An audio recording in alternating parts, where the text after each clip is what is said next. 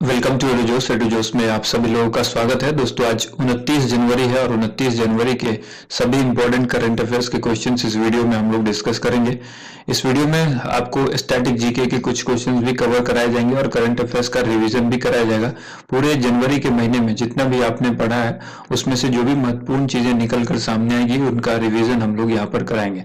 तो इस वीडियो में आपको इस वीडियो का पीडीएफ फाइल जो है वो हमारे नीचे डिस्क्रिप्शन में हमने इस वीडियो का पीडीएफ फाइल आप डिस्क्रिप्शन में दिए गए लिंक से डाउनलोड कर सकते हैं। डिस्क्रिप्शन में लिंक प्रोवाइड करा दिया जाएगा।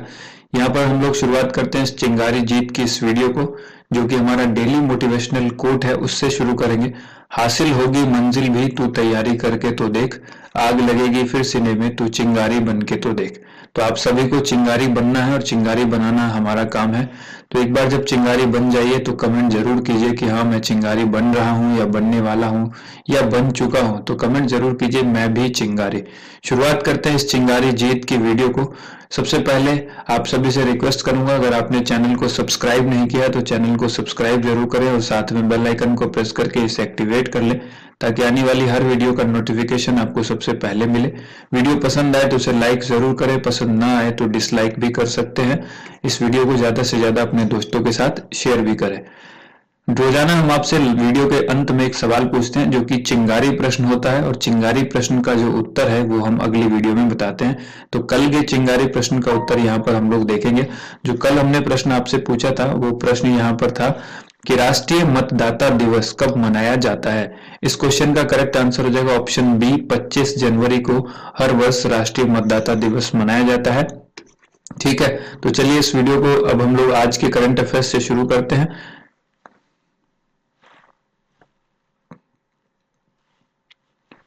अब आज का करंट अफेयर शुरू करते हैं। प्रतिवर्ष अंतरराष्ट्रीय होलोकॉस्ट स्मरण दिवस कब मनाया जाता है। हर वर्ष अंतरराष्ट्रीय होलोकॉस्ट स्मरण दिवस जो है वो किस दिन मनाया जाता है, 27 जनवरी को। तो ऑप्शन बी करेक्ट आंसर हो जाएगा। हर वर्ष होलोकॉस्ट के पीड़ितों की याद में अंतरराष्ट्रीय प्रलय स्मरण दिवस मनाया जाता है। ये कब मनाया जाता है, 27 जनवरी को। 2021 के लिए इसकी जो थीम थी वो है facing the aftermath, recovery and reconstitution after the Holocaust. ठीक है, इसके बाद देखिए यह दिवस 2006 से हर वर्ष मनाया जा रहा है। द्वितीय विश्व युद्ध के दौरान एक नरसंहार में नाजी जर्मनी ने अपने सहयोगियों के साथ मिलकर 1941 और 1945 के बीच लगभग 6 मिलियन यूरोपीय यहूदियों की व्यवस्थित हत्या कर दी थी और इसी तरह की घटना फिर कभी न हो इसलिए यह दिवस मनाया जाता है। पहली बार 2021 में यूनेस्को और यूएन एक साथ मिलकर इसका आयोजन कर रहे हैं। जनवरी के कुछ महत्वपूर्ण दिवस यहां पर आपके लिए रिवाइज करा देता हूं। वैश्विक परिवार दिवस 1 जनवरी को मनाया जाता है। डीआरडीओ स्थापना दिवस 1 जनवरी को मनाया जाता है। विश्व ब्रेल दिवस 4 जनवरी को मनाया जाता है। विश्व युद्ध अनाथ दिवस 6 जनवरी को मनाया जाता है। प्रवासी भारतीय दिवस यानी एनआरआई डे 9 जनवरी को मनाया जाता है, जिस दिन 9 जनवरी 1915 को महात्मा गांधी जी दक्षिण अफ्रीका से हमेशा हमेशा के लिए लौट आए थे और इसी वजह से यहाँ पर 9 जनवरी को प्रवासी भारतीय दिवस मनाया जाता है। राष्ट्रीय हिंदी दिवस 10 जनवरी को मनाया जाता है। राष्ट्रीय युवा दिवस 12 जनवरी को मनाया जाता है। भारतीय सेना दिवस 15 जनवरी को मनाया जाता है। राष्ट्रीय बालिका दिवस 24 जनवरी को मनाया जाता है और अंतर्राष्ट्रीय शिक्षा दिवस 24 जनवरी को ही मनाया जाता है। 25 जनवरी के बारे में हमने आपको बता ही दिया कि 25 जनवरी को राष्ट्रीय मतदाता दिवस यानी नेशनल वोटर्स डे मनाया जाता है। आगे यहाँ पर है काजा क्लास किस देश की पहली महिला प्रधानमंत्री बनी है। काजा क्लास किस देश की पहली महिला प्रधानमंत्री बनी, इसका राइट आंसर हो जाएगा एस्टोनिया यानी option number B correct answer होगा। ठीक है, एस्टोनिया इस प्रकार वर्तमान में दुनिया का एकमात्र देश बन गया है जहां राष्ट्रपति और प्रधानमंत्री दोनों महिलाएं हैं। ठीक है, वर्तमान में आपको याद रखना है कि दुनिया का एकमात्र ऐसा देश जहां पर राष्ट्रपति और प्रधानमंत्री दोनों वर्तमान में महिला हो, ऐसा पहला देश हो चुका है। ठीक है, काजा क्लास एस्टोनिया की पहली महिला प्रधानमंत्री बनी, ये आपको हमने बताया। एस्टोनिया की जो महिला राष्ट्रपति वर्तमान में है वो है केस्टर्टी कालजुलैद। ठीक है। एस्टोनिया के बारे में कुछ चीजें हम लोग जान लेते हैं। उत्तरी यूरोप के बाल्टिक क्षेत्र में स्थित यह एक देश है। इसकी राजधानी टैलिन है, जो कि मुद्रा यहाँ की यूरो है। स्टैटिक जीके में कुछ चीजें आपको याद रखनी है। श्रीलंका की सिरिमाओ भंडार नायके विश्व की पहली महिला प्रधानमंत्री बनी थी। और करंट अफेयर्स रिवीजन में आपको याद रखना है कि फिनलैंड की प्रधानमंत्री सना मारिन दुनिया की सबसे युवा प्रधानमंत्री बनी है। नेक्स्ट क्वेश्चन है, किस राज्य की झांकी ने 2021 गणतंत्र दिवस परेड में सर्वश्रेष्ठ झांकी का पुरस्कार जीता है? इस क्वेश्चन का आंसर हो जाएगा ऑप्शन नंबर डी, उत्तर प्रदेश की झांकी ने 2021 की गणतंत्र दिवस परेड समारोह में जो है वो सर्वश्रेष्ठ झांकी का पुरस्कार जो है वो जीता है। यूपी की झांकी का विषय था अयोध्या उत्तर प्रदेश की सांस्कृतिक विरासत। त्रिपुरा की झांकी जो है वो दूसरे नंबर पर रही, तो सेकंड पोजीशन भी याद रखिएगा। और उत्तराखंड की झांकी जो है वो तीसरे नंबर पर रही, तो उत्तराखंड की झांकी को भी याद रखिएगा किस पोजीशन पर रही, तीसरे पर। त्रिपुरा जो है वो दूसरे पर और यूपी पहले नंबर पर रही। इस साल की परेड में कुल 32 झांकियों ने हिस्सा लिया था, जिसमें से 17 राज्य की थी और केंद्र शासित प्रदेशों की थी। ठीक है, 17 राज्य एवं केंद्र शासित प्रदेशों को मिलाकर, जबकि 9 केंद्रीय मंत्रालय विभागों और अर्धसैनिक बलों और 6 रक्षा मंत्रालय की थी। तो सब मिलाकर के यहाँ पर होती है 32। ठीक है, 17 राज्य और केंद्र शासित प्रदेश से हुई, 9 केंद्रीय मंत्रालय की हुई और 6 जो है वो अर्धसैनिक ये रक्षा मंत्रालय की हुई। करंट अफेयर्स रिवीजन में आपको याद रखना है 72वें गणतंत्र दिवस समारोह में कोई भी विदेशी राष्ट्राध्यक्ष बतौर मुख्य अतिथि शामिल नहीं हुए थे। उत्तर प्रदेश के बारे में हम लोग यहाँ पर जान लेते हैं। उत्तर प्रदेश का गठन जो है वो 24 जनवरी 1950 को हुआ था। मुख्यमंत्री योगी आदित्यनाथ है, राज्यपाल आनंदीबेन पटेल है। राजधानी इसकी लखनऊ है, जो गोमती नदी के किनारे स्थित है। सबसे अधिक जनसंख्या वाला राज्य अगर कहा जाए तो उत्तर प्रदेश है, 20 करोड़ जनसंख्या है लगभग यहाँ की। सबसे ज्यादा 8 राज्यों और 1 यूनियन टेरिटरी के साथ इसकी सीमा लगती है। शास्त्रीय नृत्य जो है वो यहाँ का कथक है। कथकली अगर बात करें तो वो केरल का है। टाइगर रिजर्व दुधवा और पीलीभीत, ये 2 टाइगर रिजर्व भी उत्तर प्रदेश में है। कानपुर में चीनी अनुसंधान केंद्र है। गंगा और यमुना का संगम स्थल प्रयागराज यहाँ पर कहलाता है। मथुरा में देश का पहला हाथी अस्पताल खुला है। और यही क्वेश्चन आज देखिए आरआरबी एनटीपीसी में भी पूछा जा चुका है। ठीक है, तो डेली जो हम आपको रिवाइज करते हैं वो स्टैटिक जीके और साथ ही जो डिटेल फैक्ट आपको बताई जाती है वो बहुत ही महत्वपूर्ण है, इसको जरूर देखा कीजिए। प्रतिवर्ष 28 जनवरी को लाला लाजपत राय जी की जयंती मनाई जाती है। इन्हें और किस सम्मान से जाना जाता है? तो लाला लाजपत राय जी को दूसरे नाम से हम लोग जानते हैं, जिसको पंजाब केसरी कहते हैं। तो ऑप्शन बी करेक्ट आंसर होगा। हर वर्ष 28 जनवरी को लाला लाजपत राय की जयंती मनाई जाती है। लाला लाजपत राय के बारे में हम लोग को जानना है। जन्म इनका 28 जनवरी 1865 को हुआ था। अन्य नाम जो इनका पंजाब केसरी और दूसरा शेरे पंजाब, ये 2 प्रमुख उपनाम है जो इनको आपको याद रखना है, शेरे पंजाब और पंजाब केसरी। ये भारतीय राष्ट्रीय कांग्रेस में गरम दल के 3 प्रमुख नेता लाल बाल पाल में से एक थे। ठीक है, अब यहाँ लाल बाल पाल का भी मतलब आपको समझना होगा, क्योंकि लाल का मतलब हो गया लाला लाजपत राय, बाल का मतलब हो गया बाल गंगाधर तिलक और पाल का मतलब हो गया बिपिन चंद्र पाल। यहाँ पर हमने तीनों लिख भी दिया है, तो आप इसे जरूर देखिए। उन्होंने 1928 में आए साइमन कमीशन के आगमन का विरोध किया था। 1928 में आए साइमन कमीशन का विरोध किसने किया था? लाला लाजपत राय ने। ठीक है, इन्होंने पंजाब नेशनल बैंक और लक्ष्मी बीमा कंपनी की स्थापना की थी। नेक्स्ट यहाँ पर इनका एक प्रमुख कथन है जो आपको याद रखना है, मेरे शरीर पर पड़ी एक एक लाठी ब्रिटिश सरकार के ताबूत में एक एक कील का काम करेगी। ठीक है, ये बहुत ही इंपॉर्टेंट है, ये एग्जाम में पूछा जाता है। अगला यहाँ पर है, हाल ही में किसके द्वारा जलवायु परिवर्तन पर विश्व का सबसे बड़ा जनमत सर्वेक्षण आयोजित किया गया है? तो ये याद रखना है, इसका आंसर हो जाएगा UNDP. Option B correct answer होगा। यूएनडीपी के द्वारा जो है वो जलवायु परिवर्तन पर विश्व का सबसे बड़ा जनमत सर्वेक्षण आयोजित किया गया है। इसमें आपको याद रखना, यूएन क्लाइमेट सर्वे के परिणाम बताते हैं कि लोग अधिक व्यापक जलवायु नीतियों के समर्थन में हैं। ठीक है, ये यूएनडीपी ने 50 देशों को कवर करते हुए ये सर्वेक्षण कराया था, जिसमें 12 लाख लोगों का सर्वेक्षण हुआ था। इस सर्वेक्षण के परिणाम के अनुसार लगभग 12 लाख लोगों में से 2/3 लोगों ने जलवायु परिवर्तन को वैश्विक आपातकाल माना है।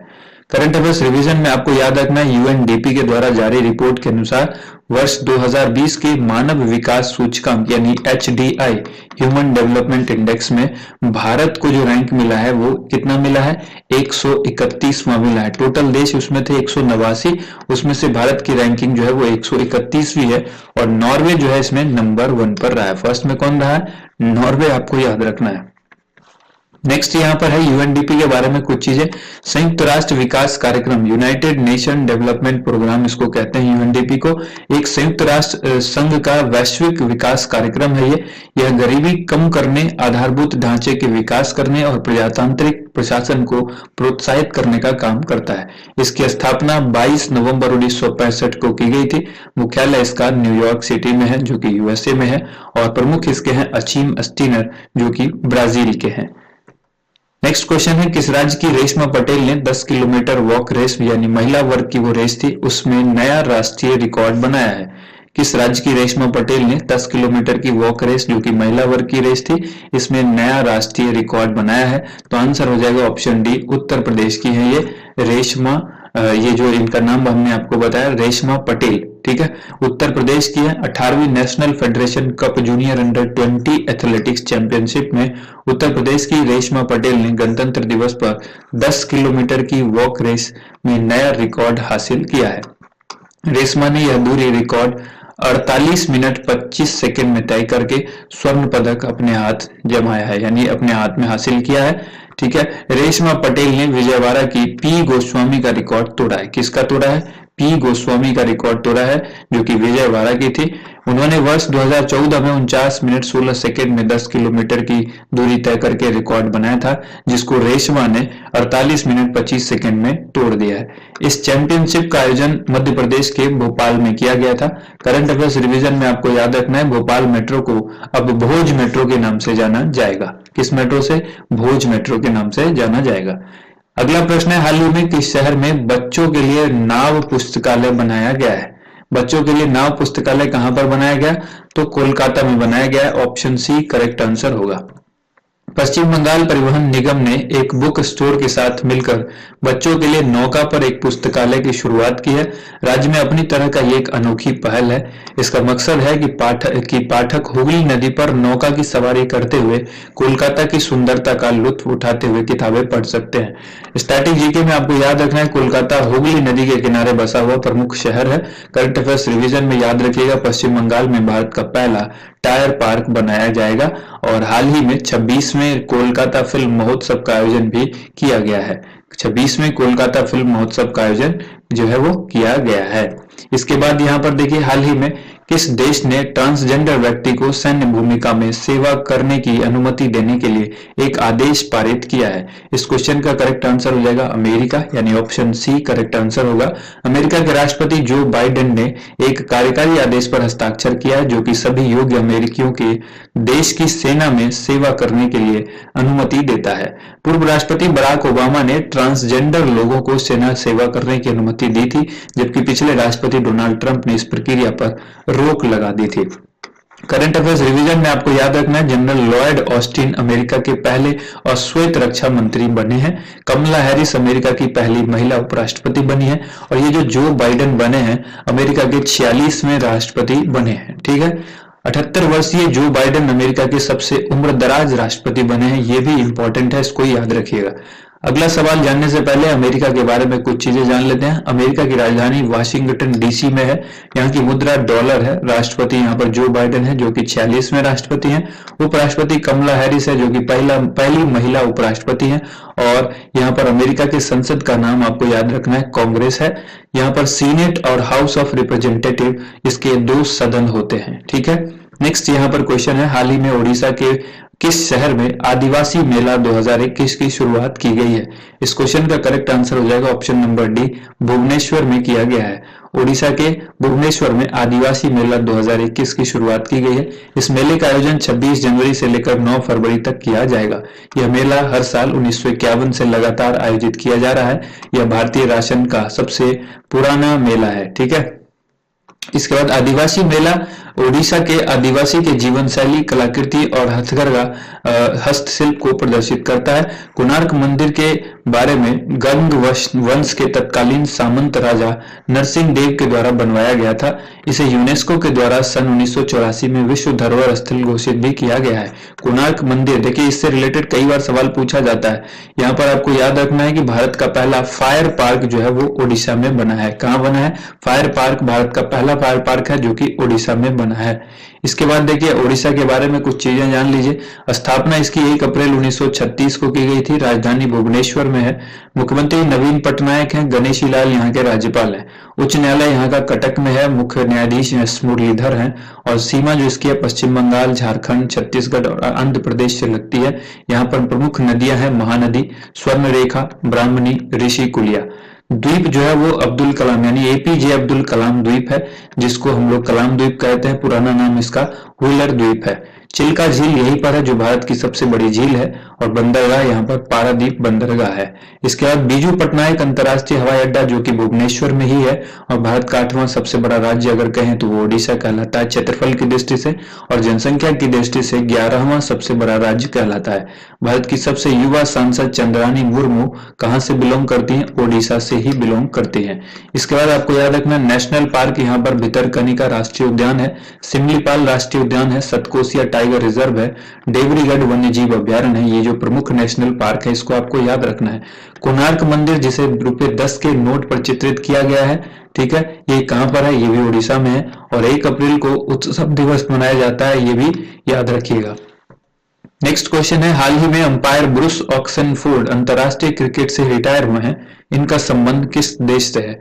ब्रूस ऑक्सेनफोर्ड हैं, ये अंतरराष्ट्रीय क्रिकेट से इन्होंने रिटायर लिया है, यानी एक अंपायर हैं। और इनका संबंध किस देश से है ये पूछा गया है। तो ऑस्ट्रेलिया के हैं ये, ऑप्शन सी करेक्ट आंसर हो जाएगा। ऑस्ट्रेलिया के अंपायर ब्रूस ऑक्सेनफोर्ड ने 15 साल से अधिक तक खेल के 3 प्रारूपों में अंपायरिंग करने के बाद 28 जनवरी को अंतरराष्ट्रीय क्रिकेट से अलविदा कह दिया है। ब्रिस्बेन में ऑस्ट्रेलिया और भारत के बीच खेला गया मैच उनका अंतिम मैच था। करंट अफेयर्स रिवीजन में आपको याद रखना है, पाकिस्तान के अलीम डार वनडे में सबसे ज्यादा मैचों में अंपायरिंग करने वाले अंपायर बन गए हैं। इन्होंने दक्षिण अफ्रीका के रूडी कर्जन को पीछे छोड़ दिया है। ऑस्ट्रेलिया के बारे में याद रखना है, राजधानी यहाँ की कैनबरा है, मुद्रा ऑस्ट्रेलियन डॉलर है, पीएम जो यहाँ के स्कॉट मॉरिसन है, और क्षेत्रफल की दृष्टि से विश्व का सबसे छोटा महाद्वीप है ये ऑस्ट्रेलिया। आप मैप में यहाँ पर देख सकते हैं। अगला बात यहाँ पर एक्स्ट्रा खुराक की है जो डेली हम आपसे पूछते हैं। 5 प्रश्न है, इसका उत्तर आप सभी को देना है। वर्तमान में एसबीआई बैंक के चेयरमैन कौन है? वर्तमान में एचडीएफसी बैंक के चेयरमैन कौन है? वर्तमान में बंधन बैंक के चेयरमैन कौन है? वर्तमान में आईसीआईसीआई बैंक के चेयरमैन कौन है? और यस बैंक के चेयरमैन कौन है? तो बारी बारी से इसका आंसर देख लेते हैं। सबसे पहले एसबीआई के चेयरमैन दिनेश कुमार खारा हैं। दूसरा है एचडीएफसी बैंक के चेयरमैन तो श्यामला गोपीनाथ। और तीसरा है वर्तमान में बंधन बैंक के चेयरमैन अनूप कुमार सिन्हा हैं। चौथा है आईसीआईसीआई बैंक के चेयरमैन गिरीश चंद्र चतुर्वेदी। और यस बैंक के चेयरमैन का नाम है सुनील मेहता।